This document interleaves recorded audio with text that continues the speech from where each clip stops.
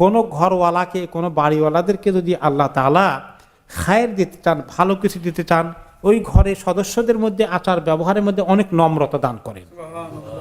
পিতা মাতা অন্যরা ছোটদের প্রতি অনেক আদর, মায়া, মমতা, দয়া, মা ব্যবহার আছে। আর যেখানে বেশি করা, শুধু ধমক, তাহলে সেখানে কি রহমত থাকে? আর এরপরে ছেলেপেলেগুলো সব অন্য লাইনে চলে যাবে, পিতা মাতার অবাধ্য হয়ে যাবে, তাদেরকে তারা হারাবে। এবং এই সমস্ত দেশে যদি আপনি বেশি কড়া হন, এমনকি ইসলামের দিকেও আনতে চান বাচ্চাদেরকে, তাদের কিছু বদভ্যাস দূর করতে চান, শুধু বকাবকি করলে, ধমক দিতে থাকলে কয়দিন শুনবে?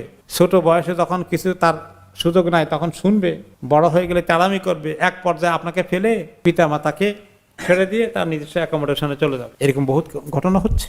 পরিবারের মধ্যে এই নম্রতার আচার ব্যবহার, স্বামী স্ত্রী, স্ত্রী স্বামীর প্রতি ব্যবহার যেন নম্রতা হয়, কড়া ব্যবহার, দুর্ব্যবহার, অসৎ ব্যবহার যেন না হয়, সৎ ব্যবহার, ছেলে মেয়ে, ভাই বোন সবার ভিতরে।